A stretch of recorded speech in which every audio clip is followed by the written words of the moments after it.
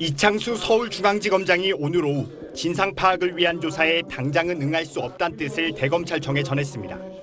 이원석 검찰총장은 어제 김건희 여사 조사 일정과 장소를 제때 보고하지 않은 것과 관련해 대검 감찰부에 진상 파악을 지시했습니다. 이지 검장은 수사팀 동요와 수사 차질 우려가 있어서 수사를 마무리하기 전엔 조사에 응하기 어렵다면서 김 여사 사건 처분 이후에는 얼마든지 수사를 받겠다는 뜻을 대검에 전한 걸로 파악됐습니다. 이지 검장은 또 감찰이 필요하다면 수사 책임자인 자신 한 명만 하라는 의견도 함께 전달한 걸로 취재됐습니다. 처분 이후엔 응하겠다고 했지만 대검 진상파악 조사를 사실상 거부한 걸로 풀이됩니다. 어제 명품 가방 의혹 수사팀 부부장 김경목 검사가 사표를 낸 데 이어 수사팀 내부에선 열심히 했는데 왜 이런 대우를 받아야 하느냐는 등의 반발이 계속 나오고 있는 걸로 전해졌습니다. 이지 검장은 오늘 대검 감찰부장의 면담 요청도 거절한 걸로 파악됐습니다. 이에 대해 대검은 현재 진상파악과 관련한 의견을 교환 중이며 진상파악 절차를 계속 진행할 것이라고 밝혔습니다. 대검 내부적으로는 당혹스러워하는 분위기가 감지됩니다. 이원석 총장이 김경목 검사의 사표가 올라오면 반려하라는 지시를 내리는 등 더 이상의 갈등 확산을 막겠다는 뜻을 밝혔기 때문입니다. 어제 대면 보고 이후 이 총장과 이지 검장의 갈등 국면이 소강 상태에 접어들 거란 관측도 있었지만 채 하루도 못 가 재점화하는 양상입니다. SBS 한성입니다. 자, 배준우 기자, 대검과 서울중앙지검이 정면 충돌하면서 갈등이 더 번져가는 모양새입니다. 오늘 하루 검찰에선 대체 무슨 일이 있었던 건가요? 네, 오늘 오후 서너 시까지만 해도 대검과 중앙지검 모두 일단의 더 이상의 확전은 자제하자 이런 분위기였습니다. 오늘 오전 대검의 설명을 들어보면요. 진상 파악이라는 거는 조사의 개념이 아니라 말 그대로 사실관계 파악이다. 또 징계로 이어지는 감찰로 바뀔 수 있는 가능성도 낮다 이렇게 설명을 했습니다. 이 말이 무슨 말이냐면 어제 이원석 총장의 지시에 대한 해석의 수위를 낮추면서 일종의 중앙지검에 대한 유화의 제스처를 취한 거다 이렇게 볼 수가 있습니다. 중앙지검도 내부적으로는 부글부글했지만 겉으로는 일단 확전을 자제한다고 했었습니다. 그러다가 기류가 갑자기 바뀌게 된 건 오늘 오후 5시를 전후해서였습니다. 이창수 지검장이 수사팀 내부와 여러 간부들의 의견을 듣고 나서였습니다. 그러니까 몇 시간 전만 해도 좀 서로 자제하자 이런 분위기였다는 거잖아요. 그런데 왜 갑자기 그럼 이렇게 기류가 돌변한 겁니까? 뭐니 해도 가장 큰 이유는 수사팀 내부가 동요하는 걸 막기 위해서입니다. 아무래도 대검 감찰부의 진상 파악이라는 걸 받다가 보면은 사건 보고 관련 경위를 꽤 구체적으로 적어서 내야 되고요. 또 감찰 주체에게 불가피하게 본의 아니게 추궁을 당하는 느낌을 받을 수도 있습니다. 그러니까 왜 고생은 고생대로 하고 우리가 이런 대우를 받아야 되냐 이런 소리가 나오는 게 그래서입니다. 이렇게 중앙지검 수사팀이 동요하게 되면 막바지에 접어든 김 여사 관련 수사가 보다 지체될 수도 있다. 이런 우려가 나오고 있다는 게 그 이유입니다. 자, 그렇다면 검찰총장과 서울중앙지검장 사이가 이렇게 강대강 대치 국면으로 계속 이어지는 건가요? 네, 일단은 그렇게 봐도 될 것 같습니다. 검찰 안팎에서는 이들 두 사람의 지금 갈등을 일종의 전초전이다 이렇게 보고 있는데요. 아무래도 본격적인 갈등은 김 여사 관련 사건에 기소를 할지 말지를 두고 벌어질 수가 있습니다.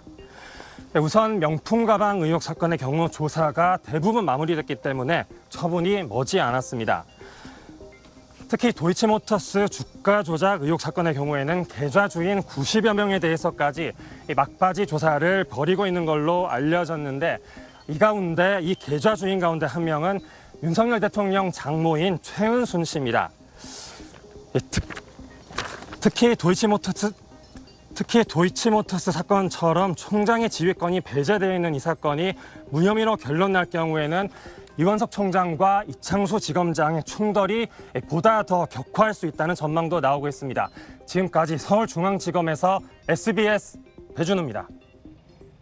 지금 이제 오늘이 화요일, 일요일 날 그 비공개 조사 사실이 알려졌고요. 그다음에 이제 어제 이원석 총장이 이제 공개적으로 이제 불쾌감, 어떤 분노, 뭐 경로라고 할 수도 있을 것 같습니다만은 그러한 입장을 밝혔고, 그래서 오늘 사흘째인데 계속 좀 뒷이야기들이 나오는 것 같아요. 뭐 어떤 경위로 그 장소에서 조사를 하게 됐는지 뭐 이런 것들이 이야기가 나오는데 그 부분도 좀 정리를 해주시죠.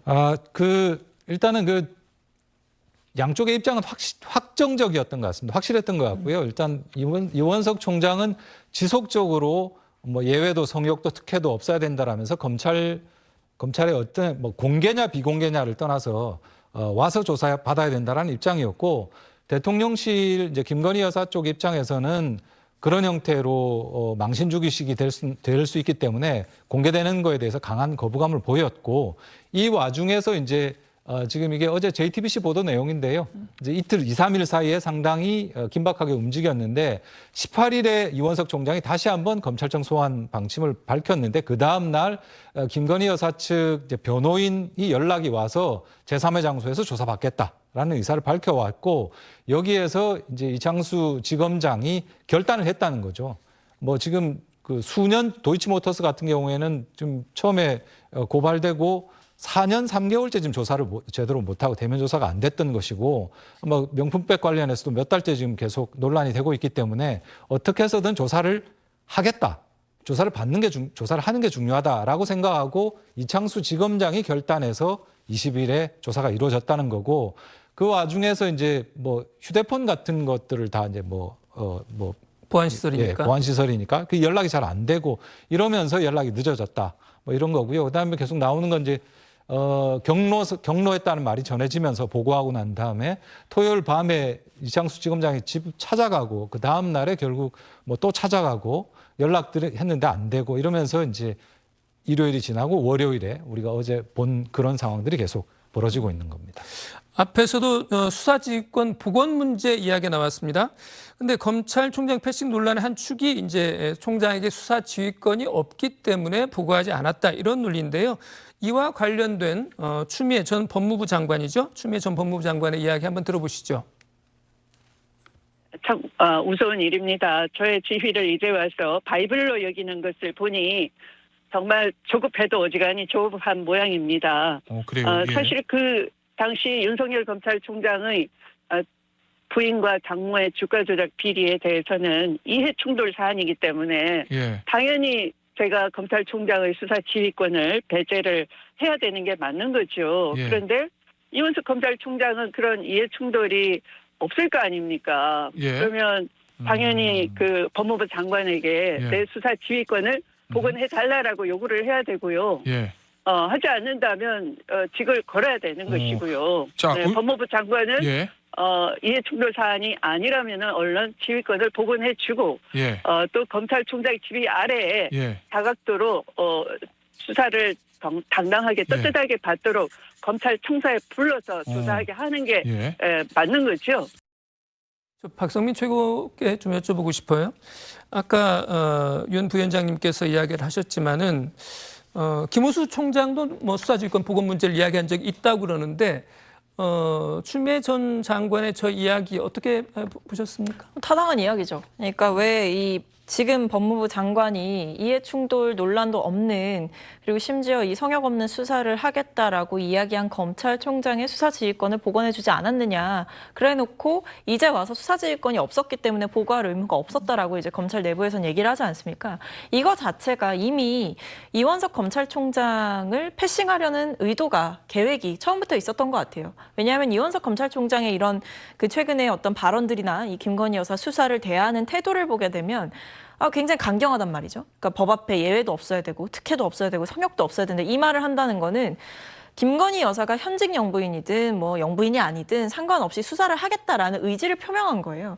그 의지를 읽었기 때문에 이 현직 검찰총장을 굉장히 좀 허수아비로 만들고자 했던 그런 모종의 의도가 있지 않았나 싶습니다. 왜냐하면 이게 이원석 검찰총장이 내부적으로 어떤 제3의 장소 건의가 나오고 이랬을 때 안 된다. 무조건 검찰청으로 불러야 된다. 그러니까 이런 이야기들을 하는 걸 봤을 때 이 김건희 여사 측에서 어떤 뭐 변호인을 통해서든 김건희 여사 측근을 통해서든 어떤 조율을 하려고 했을 때, 장소라든지 시간이라든지 내용이라든지 이런 것들을 조율하려고 했을 때 저 검찰총장이 지휘권을 갖고 있다고 한다면 막을 수가 있는 건 거죠. 그러니까 허수아비 총장의 실질적인 권한을 갖지 못하도록 어느 정도 이제 조치를 좀 취해놨던 상황인 것 같고, 실제로 그 뒤에 이 서울중앙지검장이 뭐 추후에 보고를 하려고 했고, 뭐 실제로 조사가 끝나갈 쯤에 검찰총장이 그걸 보고받아서 굉장히 격노했다, 이런 상황인 건데, 사실 수사지휘권 여부를 떠나서 현직 영부인을 조사하는 일이고 그동안 계속해서 검찰총장이 관심을 갖고 챙겼던 사안이라고 한다면 미리 보고를 했어야 되는 게 타당한 거죠. 그리고 심지어는 그 수사지휘권 같은 경우에도 과거에 추미애 장관이 그것을 박탈했던 이유는 검찰총장이기 때문이 아니라 당시 윤석열 검찰총장이 검찰총장이란 직위를 떠나서 어쨌든 가족과 관계된 일이었기 때문에 박탈을 했던 겁니다. 근데 그걸 이제 와서 계속해서 검찰총장은 가지면 안 된다 이렇게 얘기하는 것 자체가 논리적 모순이죠. 근데 이게 우리가 수사지휘권 지금 이 보건 문제를 다루고 있잖아요. 예. 근데 저게 되게 일반적으로 봐야 돼요. 지금은 이원석 총장과 대통령의 갈등 관계라고 평가를 하니까 복원시켜야 된다, 시키지 않는 것이 사건 처리를 왜곡시키려고 하는 거 아니냐 이런 식으로 평가를 하잖아요. 예. 근데 법무장관의 수사지휘권, 그러니까 검찰총장 수사지휘권이라는 것은 어떻게 보면 검찰총장과 대통령은 되게 가까운 사이예요. 이전에 보시면 저 중앙지검장이나 부장검사를 대통령이 어떻게 할 수 있겠어요? 그러니까 이전에 아주 안 좋을 때는 검찰총장을 통해서 뭐든지 했잖아요. 그러니까 검찰총장의 수사지휘권을 복원시키는 것이 어찌 보면 대통령 입장에서 보면 오해를 사는 길이에요. 지금 이런 구체적인 상황을 상정하지 않게 되면. 근데 지금에 와서 이원석 총장과 대통령 사이가 안 좋은 걸로 자꾸 이렇게 얘기가 되니까 지금에 와서 복원시키라? 오히려 그런 오해를 사는 거 아니겠습니까? 만약에 계속 있다가 지금 만약에 수사지휘권을 박탈한다 이러면 오해를 사겠죠. 그런데 계속 그렇게 해왔어요. 역대 저기 법무장관들도 오해를 사니까 안 하겠다라고 했단 말이죠. 새 법무장관이 그랬어요. 근데 지금에 와서 이걸 복원시킨다? 그게 오해인 거죠. 변화시키는 거니까. 그렇군요. 그런 의견도 있을 수 있겠습니다. 자, 지금 어쨌든 이원석 검찰총장은 식물검찰총장, 허수아비 검찰총장이라고 하는 이야기를 듣고 있는데요. 이런 이야기를 들은 검찰총장이 이원석 총장은 아니었습니다. 윤석열 대통령이 검찰총장 시절 당했던 패싱 이런 것들이 이번 정권에서 재현되는 것 아니냐라고 하는 말도 나오는데요. 당시 검찰총장이었던 윤석열 대통령의 당시 목소리 한번 들어보시죠. 한동훈 사건입니다. 그때 총장이 소집 결정권을 갖고 있는 수사전문자문단 온갖 제도를 통해서 한동훈을 비호하기 위해서 활용했습니다. 제가 한동훈 검사를 비호할 능력도 없고요. 인사권도 하나도 없는 사람입니다. 밖에서 다 식물총장이라고 그러지 않습니까? 제가 누구를 비호합니까? 비호가 되냐고요, 이게. 식물 아니에요, 지금. 뭐가 식물이 아닙니까? 인사권도 하나도 없는데. 저런 모습을 보니까 저런 일이 있었던 게 그렇게 오래전 일 같지가 않은데요. 최선호 논설위원님, 네. 이것은 좀 간단하게 좀 정리해 주시면 좋겠어요. 이원석 총장 임기가 한 2달도 채 안 남은 거죠? 네, 예. 9월 15일까지입니다. 그렇다고 그러면 이원석 총장의 2달 남지 않은 앞으로의 임기 어떻게 될까요? 좀 짧게 한번 정리해 보면 어떨까요? 글쎄요, 뭐 예측하기 굉장히 힘든 것 같고요. 일단은 이제 진상조사 지시를 했고, 이게 아까 말씀드렸지만 이제 대통령실과의 긴장 관계도 있는 것이고, 뭐 또 실무진과의 관계도 있는 두 가지 축이 진행되는 것 같은데, 이원석 총장은 뭐 듣기로는 그렇다는 거 아닙니까? 몇 달 전부터 이대로 가다가는 검찰이 다 죽는다. 민주당은 지금 기소청으로 이렇게 막 바꾸겠다 그러고, 그리고 검찰이 살아있는 권력에 대해서 과감하게 손댄다라는 것으로 살아남을 수 있는데 이게 좀 잘 안 되고 있기 때문에 검찰이 그냥 위기에 빠진다라는 지적들이 꽤 오래전부터 지금 계속 들어왔고, 이 부분이 이제 퇴임을 앞둔 총장 입장에서 이 부분에 대해서 뭔가를 지금 해보겠다 이런 의지가 굉장히 강한 것 같습니다. 정치적으로 지금 누구 편드냐 이런 문제보다는.